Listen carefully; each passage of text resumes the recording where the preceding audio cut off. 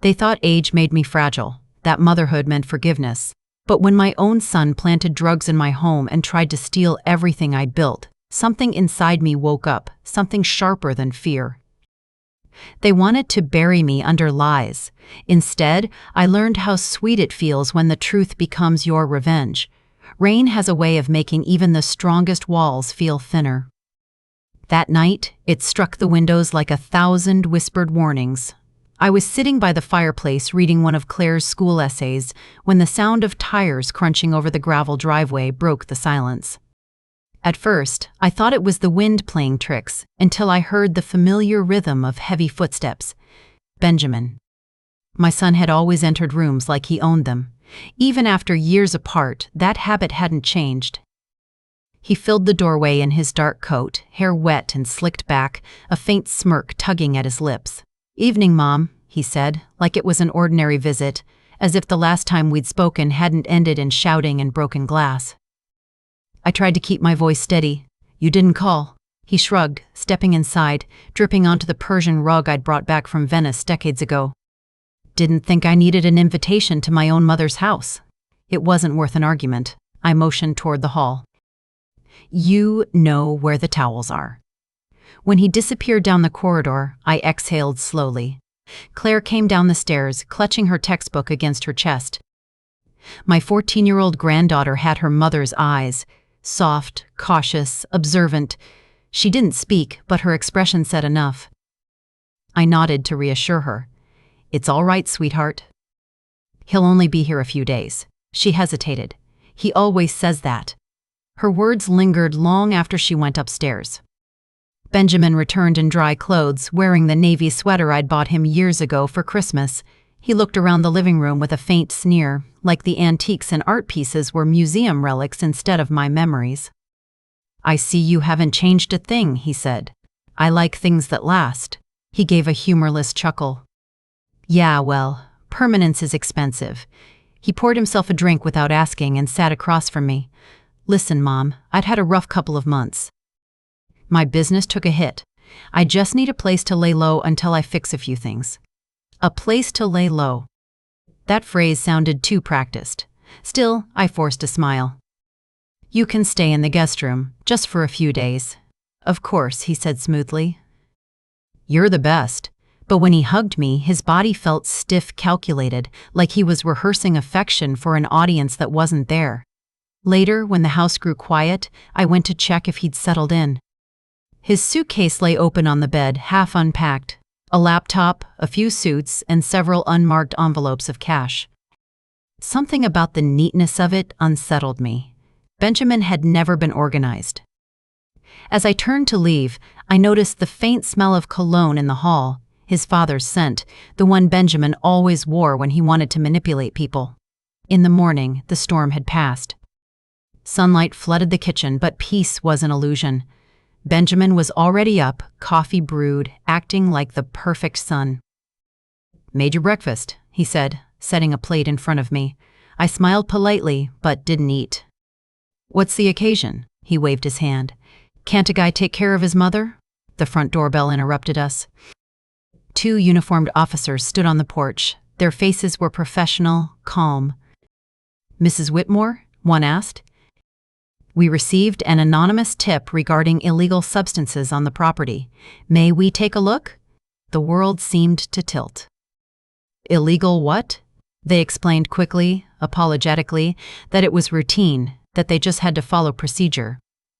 Benjamin stepped behind me, feigning confusion. "What's going on?" he asked, his voice trembling in what I realized was practiced innocence. The officers searched the shed first. Nothing. Then the garage, still nothing. One of them turned to my trench coat hanging by the door and reached into the pocket. When he pulled his hand out, I saw it. A small plastic bag filled with white powder. Time stopped. Benjamin gasped theatrically. "Mom, what is that?" I couldn't speak. My pulse pounded in my ears as the officers exchanged glances. They didn't arrest me. They said they'd send it to the lab, that maybe it was a misunderstanding. But the shame burned anyway. My hands shook as they left. Benjamin's tone turned pitying, almost tender. You need to be careful who you trust, Mom.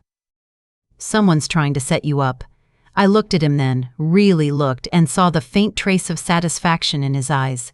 That was when the first crack of understanding split open inside me. That night, I couldn't sleep. I sat in the dark replaying every detail. The way Benjamin had lingered near my closet, the way his tone had shifted after the officers left. Claire padded into the room quietly, her hair tousled from sleep. "Grandma," she whispered. I saw him. I turned. "Saw what, darling?" "Uncle Ben. He was in your closet before the police came. I think he put that thing in your coat." The world went silent. My throat tightened. "Are you sure?" She nodded. I heard him on the phone, too. He said something like, "She'll have to give in now." My heart clenched so hard I thought it might break. I gathered her close, my voice barely above a whisper. "Thank you for telling me, Claire. You did the right thing." When she went back to bed, I sat there in the dark for a long time. The betrayal didn't hurt because it was sudden. It hurt because it wasn't. Benjamin had been inching toward this moment for years. Each lie, each demand for money, each false apology had been a rehearsal. Around midnight, he returned from wherever he'd gone. His voice was honeyed again. "Mom," he said softly, "you know the police are going to come back. If they find more, you could lose the house. But I have a solution."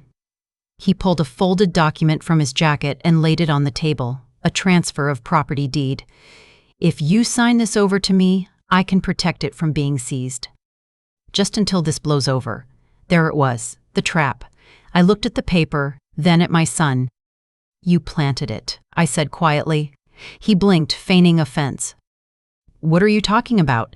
You planted it in my coat and called the police." His eyes went cold.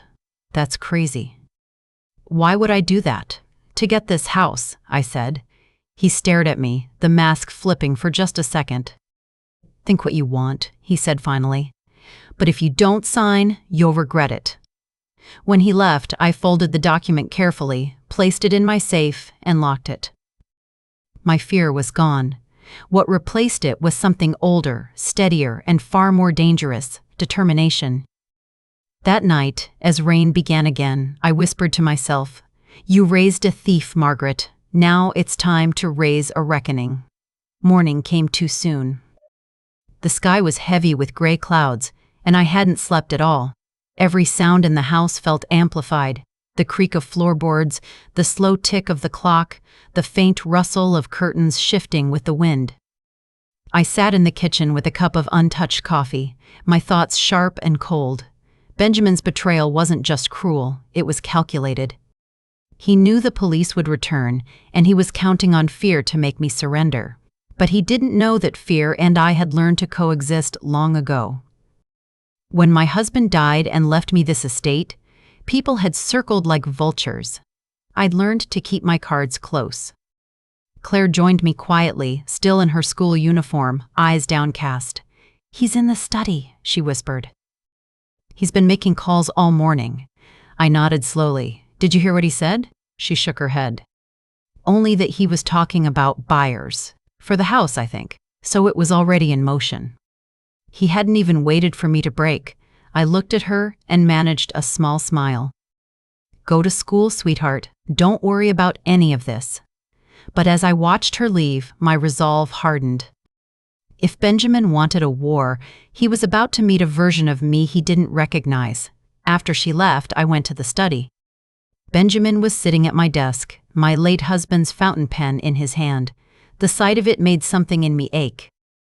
That pen had signed our wedding papers, the deed to this home, even Claire's trust fund. Now it looked wrong in his hands. He didn't look up when I entered. "You should rest," he said flatly. "I could say the same to you." He glanced at me, eyes narrowed. "You still upset about last night?" "I told you someone must have framed you." I crossed my arms. "You're right. Someone did." There was a long pause, just long enough for his smirk to fade. "Be careful with your accusations, Mom," he said quietly. "You're not exactly in a position to make them." "I'm in the best position there is," I replied. Because I have nothing left to lose. He stared at me then, weighing whether I was bluffing. Finally, he smiled again, all false charm. You always were dramatic. Look, I have a meeting in town. Don't wait up.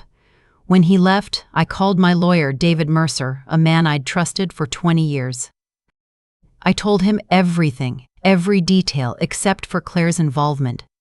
David was silent for a moment, then said, "Do not confront him again, Margaret. Let me handle this quietly." But I knew quiet wouldn't stop Benjamin. He thrived in shadows. Exposure was the only thing he feared. That evening, I searched his room. It felt wrong, but necessary. Inside his suitcase, beneath his suits, I found a flash drive and a stack of documents, loan statements, gambling debts, and an unsigned sale agreement for the house. My house. I plugged the flash drive into my laptop. Dozens of recorded calls and voice messages filled the screen.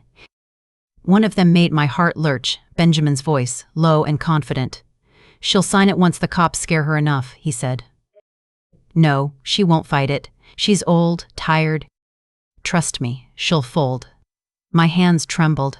I copied everything onto my computer, encrypted it, and emailed a copy to David with one simple message: "Keep this safe."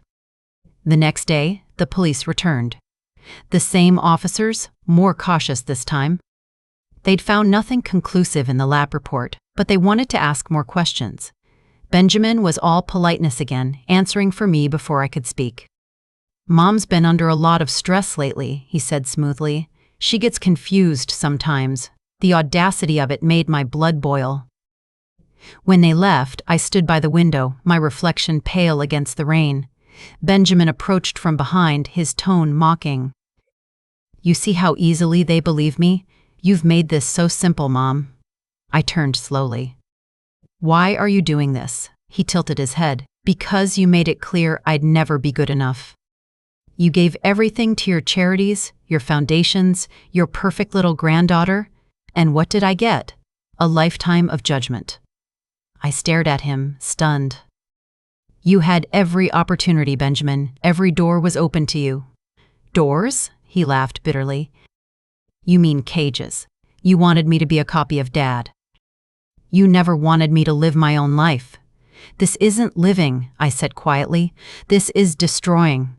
He stepped closer, lowering his voice. "Then maybe destruction is all I have left." He walked away, leaving a chill in the air. That night, I sat in the same chair by the fireplace, staring at the flames. The house felt colder, the walls tighter. Claire came downstairs again, clutching her pillow.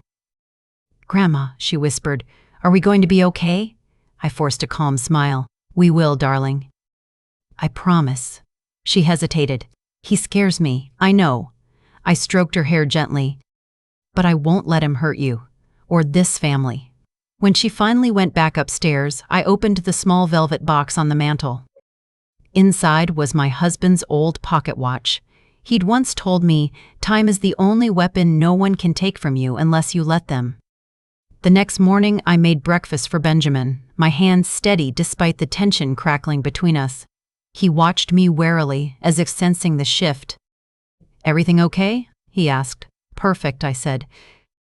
"I've been thinking about what you said, about signing the house over." His eyes lit up, but he tried to hide it. "Yeah?" "Yes," I said, pouring coffee. "I want to discuss it properly. Maybe have my lawyer look over the papers, just to be safe." His smile faltered for half a second.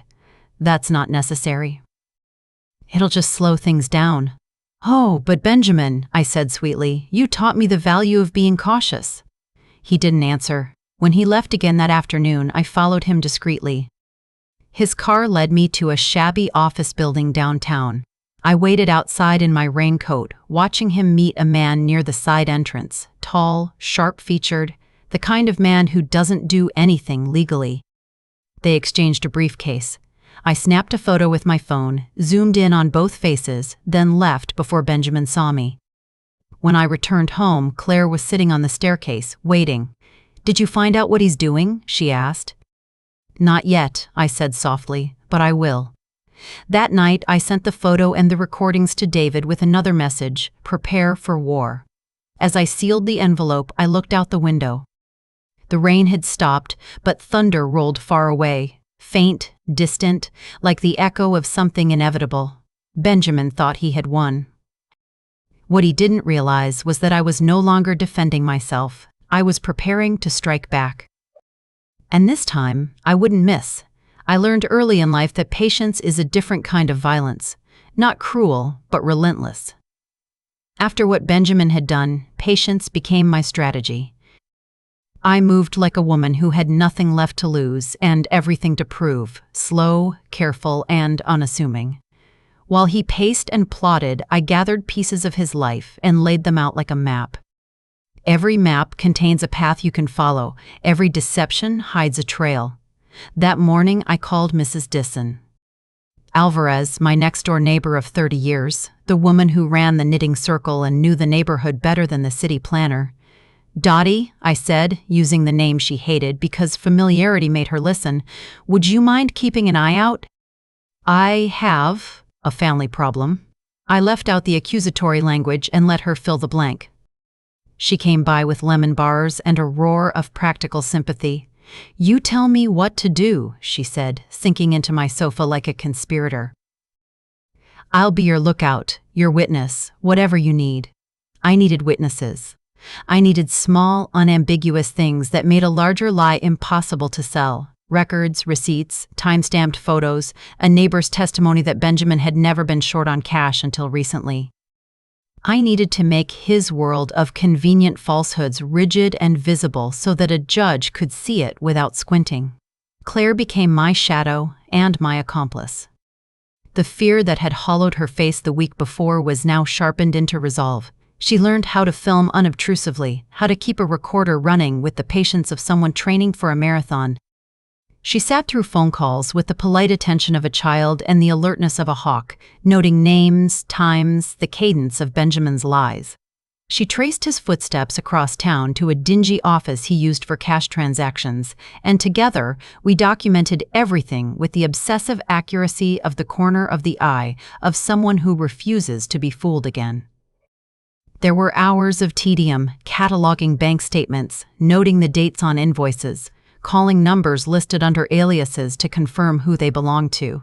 There were ritual, small humiliations too. Pretending I didn't know, letting him speak and letting him think his words were safe. "I'll handle it, Mom," he would say, and in that simple sentence he would reveal the shape of his intentions. People who live by deception rarely stop talking. They are always narrating their own alibis. One afternoon, while he was out, I placed a mild but well-considered trap. Benjamin had been using an online account under a pseudonym to coordinate with Monica, a string of messages that was the backbone of his plan. I contacted a cybersecurity acquaintance of mine, a young woman named Priya who used to teach coding at the community college.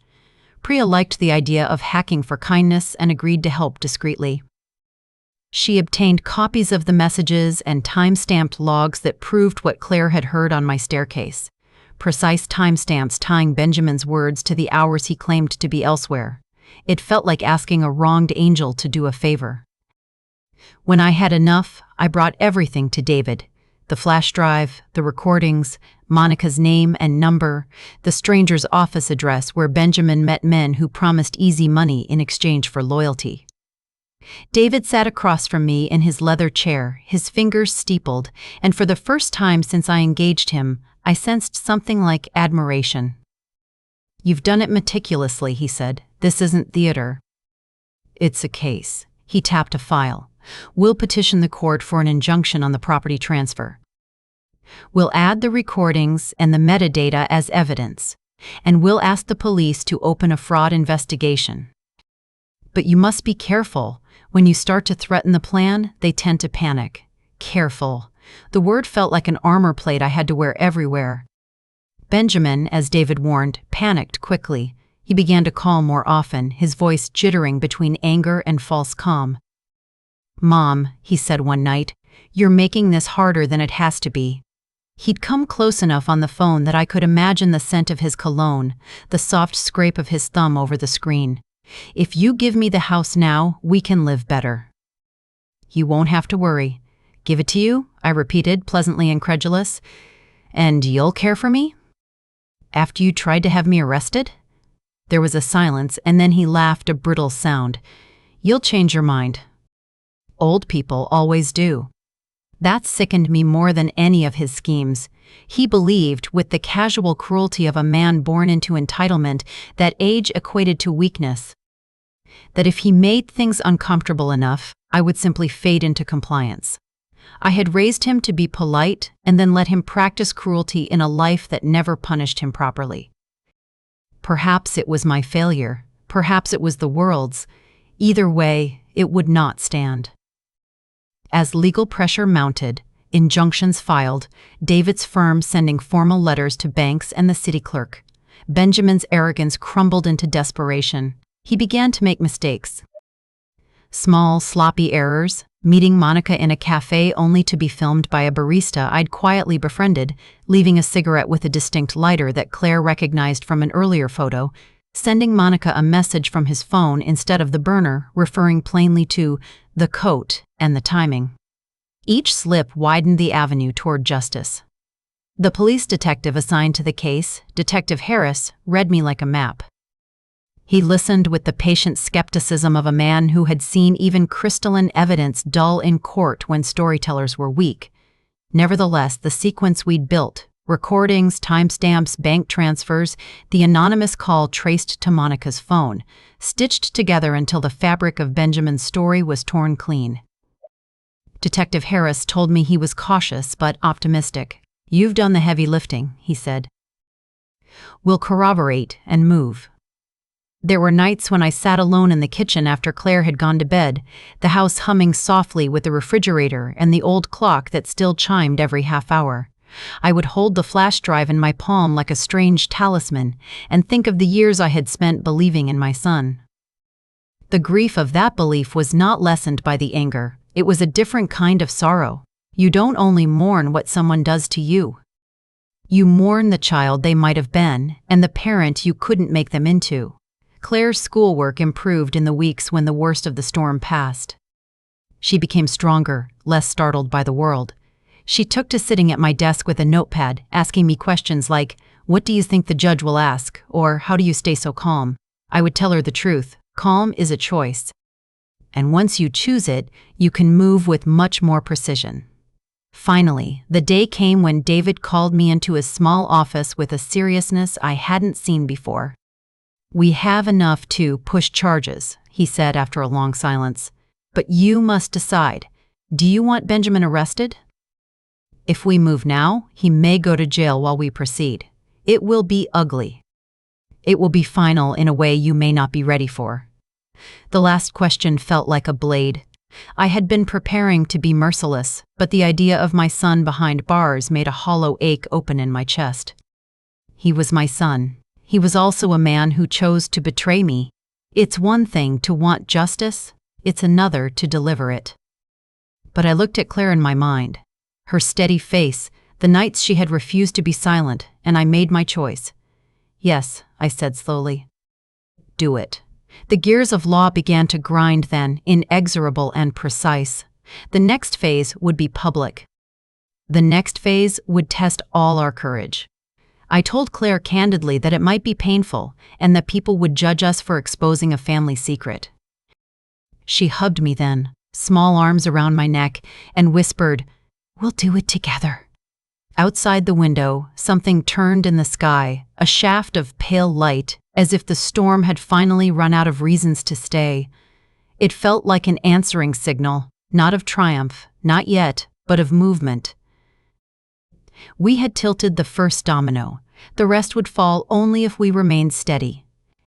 I tucked the flash drive back into its case and slid it into the bottom drawer of my desk. There was no pride in what I'd done, only the quiet certainty that sometimes love requires a ruthless insistence on survival. Benjamin would have to answer for what he'd done, and when the courthouse doors opened, I intended to be there. Not as the frail woman he thought he could intimidate, but as a force he had underestimated, patient, precise, and finally, unforgiving. The morning Benjamin was arrested, the sky was deceptively beautiful. the kind of blue that hides storms behind it. I was sitting by the window with a cup of chamomile tea when the distant hum of engines broke the stillness. 3 police cars rolled up the driveway, their tires crushing the gravel like brittle bones. Claire looked up from her homework at the kitchen table, her eyes wide. "Grandma," she whispered, "is it happening?" I nodded slowly. "Yes, sweetheart. It's happening."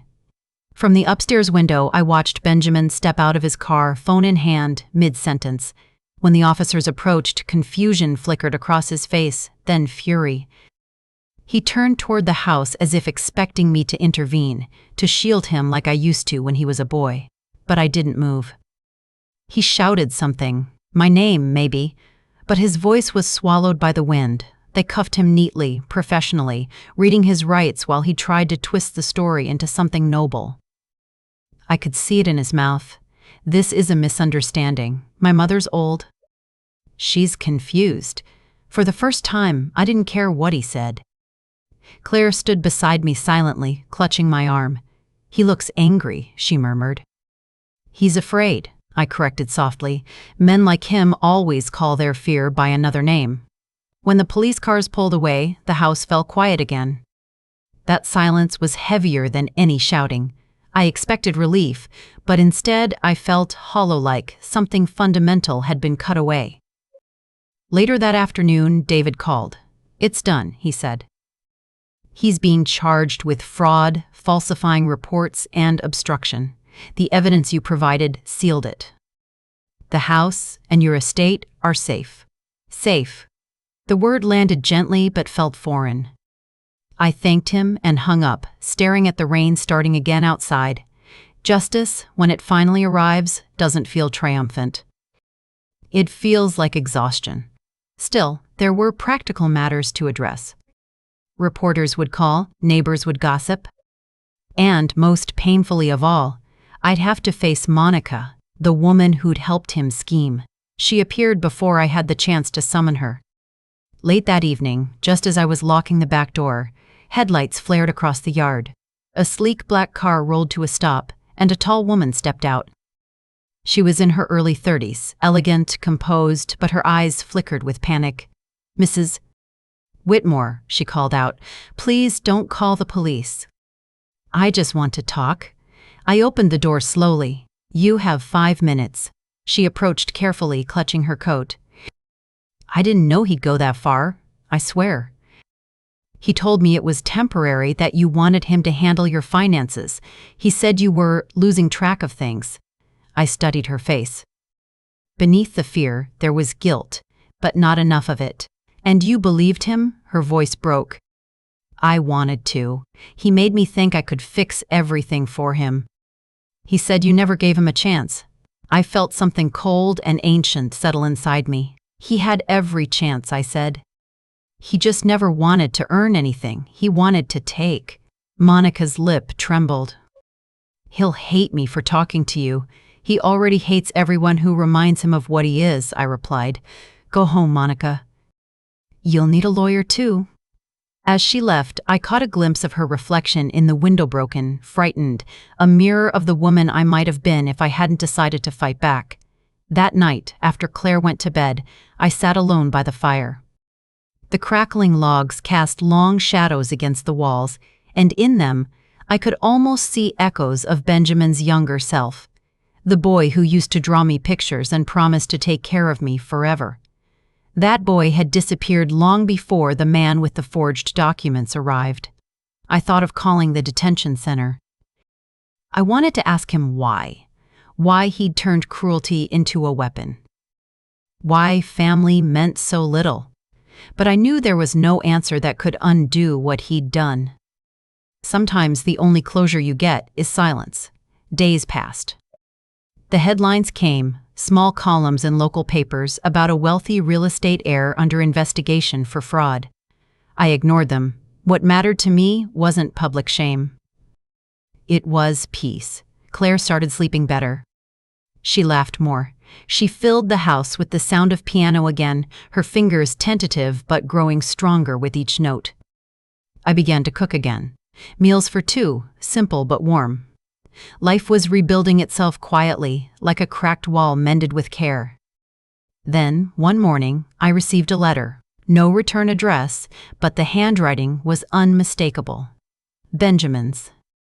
I sat at the dining table for nearly an hour before opening it. "Mom, I know you think you've won." "Maybe you have. I didn't mean for things to go that far. I just wanted what was mine. I didn't call the cops to hurt you. I just wanted you to finally see me. You never do. You only ever see the version of me you built. If you really want to punish me, you already have. Sitting in here, I think about how easily you turned against me. Maybe you're proud of yourself. I hope you are, because I'm done fighting." Benjamin I folded the letter neatly and placed it in the drawer beside my husband's watch. I didn't cry. His words were meant to wound, but they only confirmed what I already knew. He would never take responsibility, not even now. 2 weeks later, David called again. "The case is moving quickly. Monica's cooperating. The DA's office wants to offer her a plea deal in exchange for testimony. Benjamin's lawyer is pushing for a settlement, but they don't have leverage. We'll be able to keep everything intact." I exhaled slowly. "And Benjamin? He'll probably serve time, not long, but enough. Enough." I wasn't sure what enough meant anymore. Years wouldn't return what he'd taken from us, the trust, the safety, the family we used to be. But there was one thing I could still reclaim: control. That evening, I went to my study, opened my safe, and removed the deed he'd tried to steal. I placed it on my desk, staring at the neat black ink that bore my name. My husband had once told me, "This house is our story. Protect it, even from those who forget its meaning." For the first time in months, I felt the house breathing with me again, warm, solid, alive. Claire came in quietly and hugged me from behind. "Grandma," she said softly, "do you think Uncle Ben will ever change?" I hesitated. "People can change," I said, "but only if they want to. And some people don't want to." She nodded, her cheek resting on my shoulder. "Then I'm glad we did." I smiled faintly.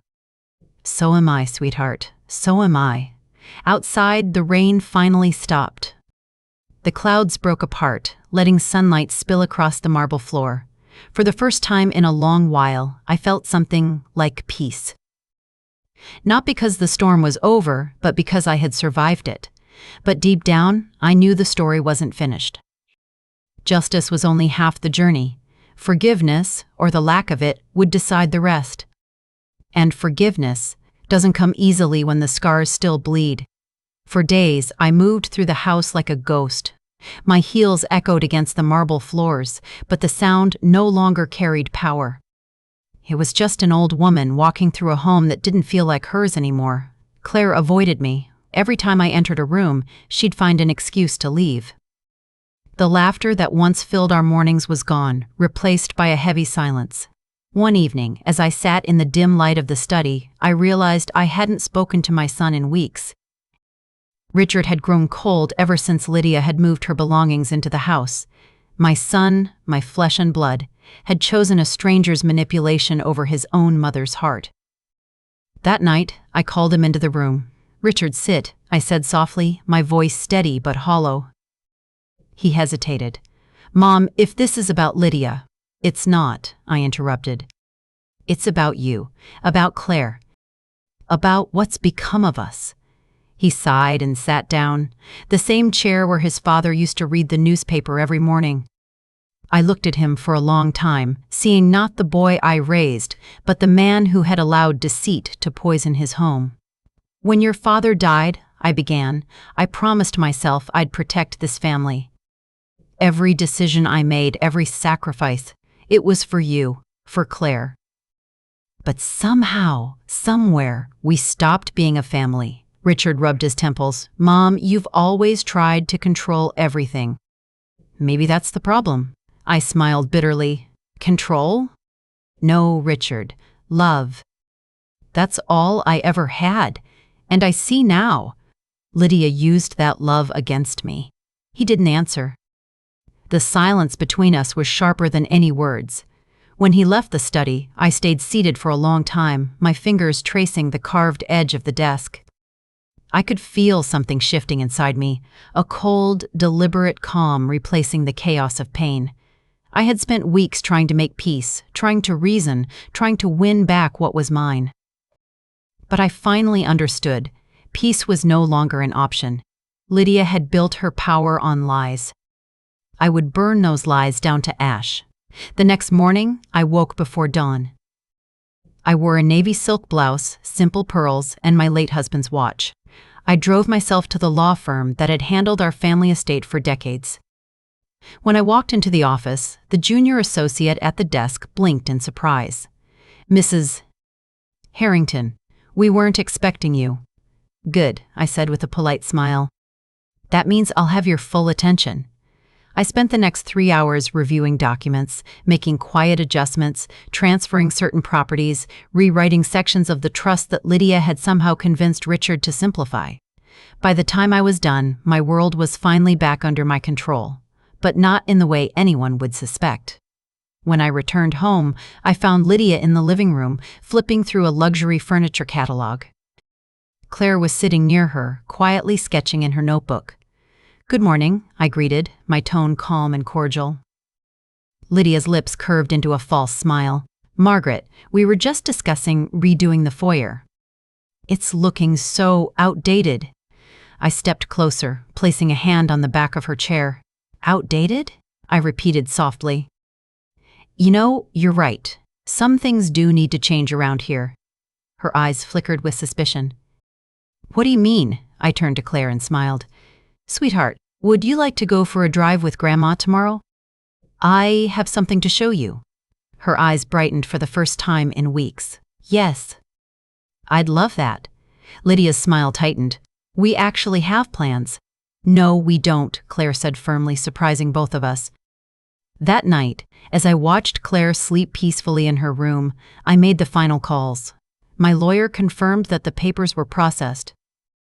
The house, the estate, the accounts, all tied to a foundation under Claire's name.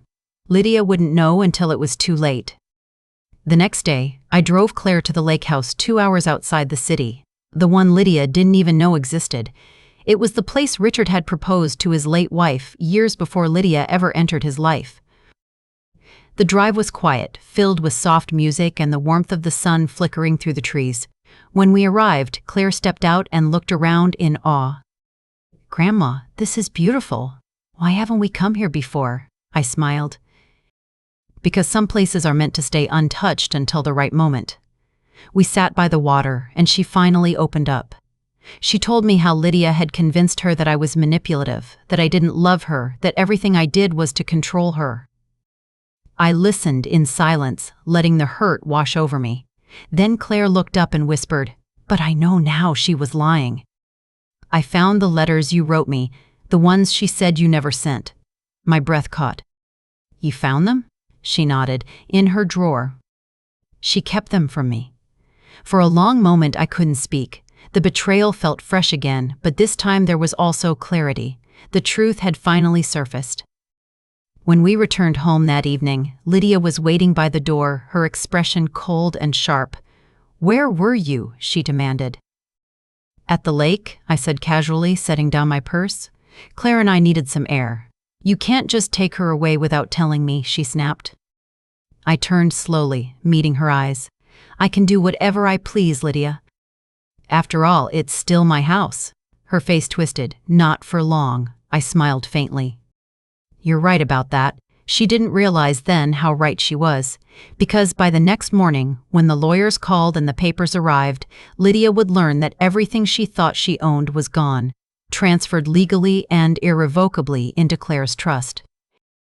And I would be watching her reaction from the same chair where she once smirked at me, thinking she'd won. The morning light poured through the wide glass windows, soft and golden, the kind of light that made the marble floors gleam like champagne. I sat at the breakfast table, stirring my tea slowly, my heartbeat steady for the first time in months. Today was the day everything would come full circle. Lydia entered the dining room still in her silk robe, her hair slightly tangled, her eyes puffy from sleep.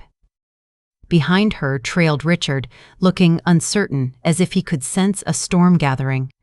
"Morning," she said casually, her voice brittle under its surface calm. "We need to talk about the renovation budget. I spoke to the contractor." I looked up and smiled. "Oh, I don't think that will be necessary," her brows furrowed. "Excuse me?" I took a sip of tea before setting the cup down. "There won't be a renovation, Lydia. In fact, there won't be any of your plans continuing here. You see, as of this morning, this estate, and every asset you thought was within your reach, now belongs entirely to Claire." Her expression froze, confusion flickering across her face. "What are you talking about?" Richard frowned. "Mom, what did you do?" I folded my hands neatly. "I did what I should have done long ago. I protected what your father built. I transferred the entire estate, the accounts, and the business shares into a private family trust under Claire's name. You'll both receive notifications from the lawyers within the hour." Lydia's jaw dropped. "That's illegal. You can't just—" "Oh, but I can," I interrupted, my tone calm and precise. "And I did. It's all perfectly legal. I made sure of it." Richard's voice rose. "Mom, this isn't fair." "Fair?" I looked at him sharply. "Was it fair when you allowed her to poison your daughter against me? When you stood silent while she humiliated me in my own home?" The silence that followed was heavy. Lydia's face turned red with fury. "You vindictive old woman, you think you've won? You've only made things worse for yourself." I stood up slowly, the chair legs scraping softly against the floor. "On the contrary, Lydia, I've already won." As if on cue, the front doorbell rang. My lawyer, Mr. Graham, stepped inside, briefcase in hand. "Mrs.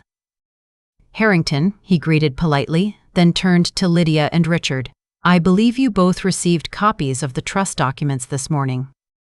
I'm here to collect the household management files and finalize the legal transition." Lydia's voice broke. "You can't do this, Mr. Prection." Graham simply smiled.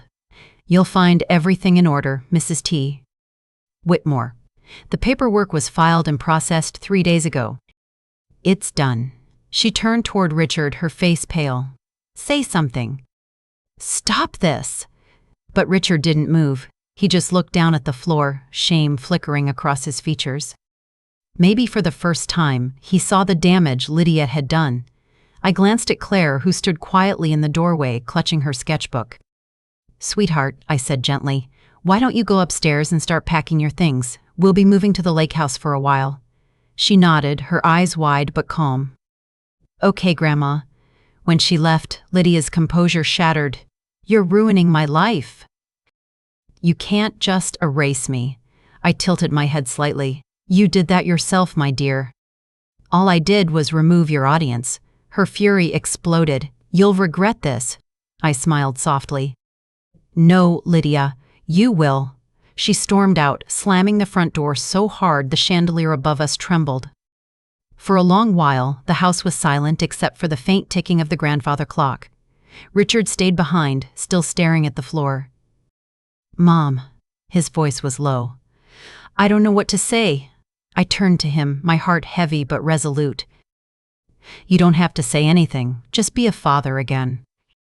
Claire needs you more than ever, and if you ever find the courage to love her without letting someone else's lies control you, maybe you'll earn your place back in her life."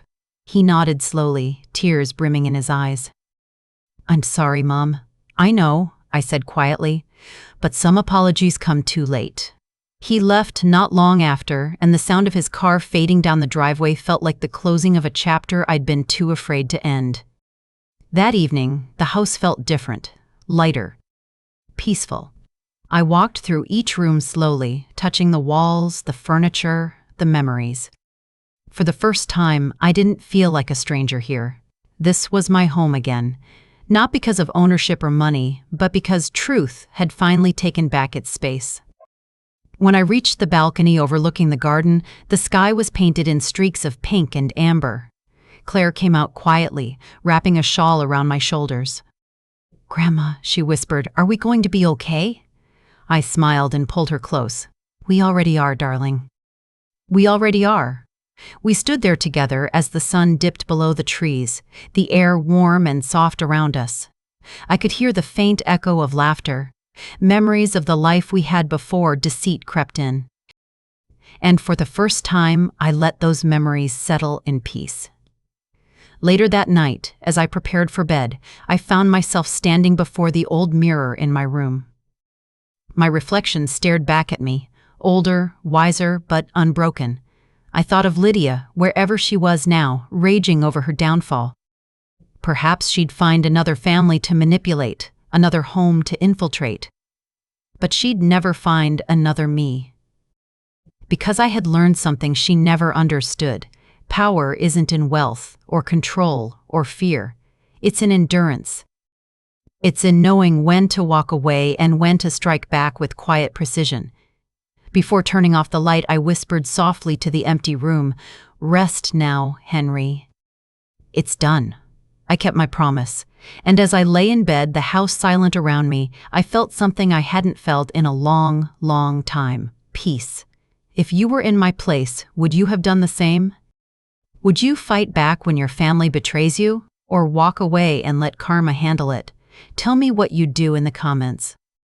Because in the end, revenge isn't always about hate. Sometimes it's just about closure.